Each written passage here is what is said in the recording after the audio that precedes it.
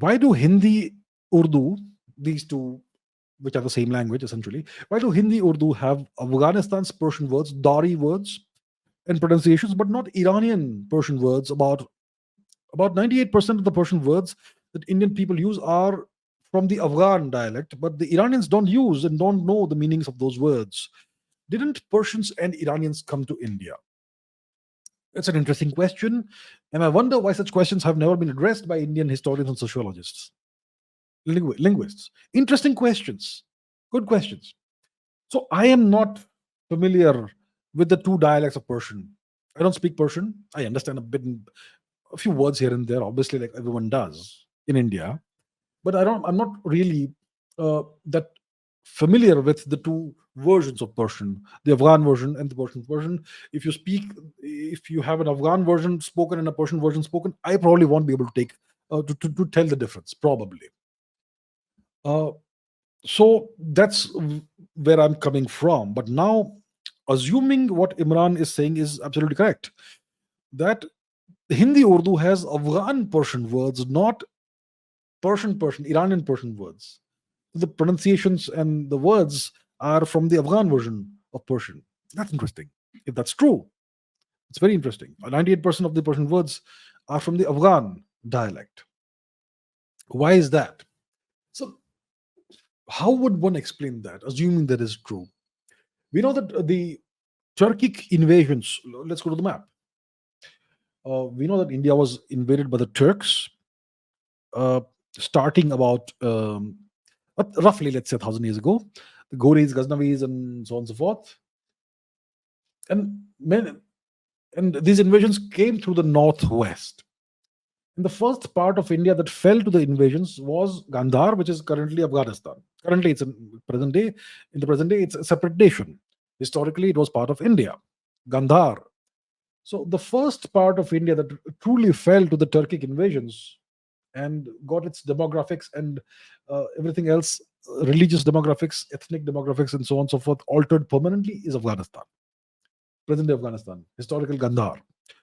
And from there, from this region, the invasions, wave after wave of invasion, proceeded eastwards into what you could call present day India, Pakistan. So it makes sense that many of the linguistic terms that came into India would have come through this region. And obviously, it's not like these invaders simply walked through Afghanistan. They would have stayed and lived there for decades and centuries before they were able to make inroads into the other parts of India and Pakistan. So they would have become linguistically attuned to the Afghanistan way of speaking, dialect, etc. And maybe that's how some of these words came into India. That's one explanation that I could offer.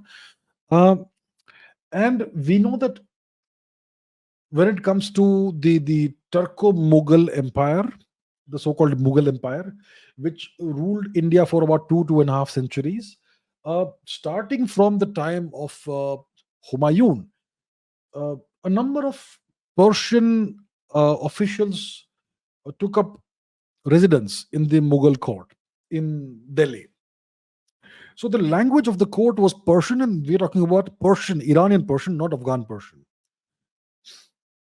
But that never really made its way into the common parlance in India. So the language of the court was the Iranian Persian, but the language of the camp was Urdu. The word Urdu is probably a Mongol word which means camp. So so the language of the camp, of the military camp, of the soldiers who were occupying India, Turkic soldiers who were occupying India, that language was a mongrel language mixed. You had the basic Sanskrit vocabulary that was the main structure. On top of that came various local words, also Turkic words and Persian words, and probably these Persian words came into India via Gandhar, via Afghanistan. And maybe that's why that's the Persian parlance that we still use in Hindi, Urdu. I think that's the explanation I would give. And I really wonder why no historian or sociologist has bothered to to explore this issue, this question. I wonder why we have the linguistics, sociology, and history departments in the country when these interesting questions are not addressed. So I'm really glad and I'm thankful to Imran for asking this question. And that's the kind of answer I would venture. That's the kind of theory I would venture. But one would need to base that on more data. I don't have the data. I saw this question today and I was really intrigued by it, which is why I've picked it and I've attempted to answer it. And I'm pretty sure that the answer I've given is quite logical. But it has to be backed up with actual data, evidence, and all that. So one would need to make a list of the common Persian words that currently exist in Hindi Urdu and correlate them with the corresponding synonyms in Iranian Persian and Afghan Persian, and then see where the matches exactly actually are.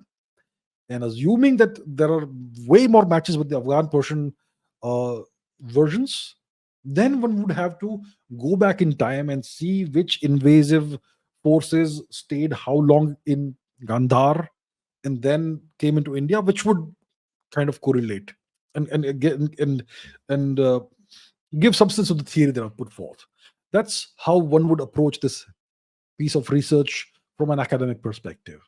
I think it can be done. Somebody can do a PhD on this, actually. But nobody will do that. They want to do PhDs in caste and oppression dynamics and the evils of Hinduism and the backwardness of India and all that absolute rot.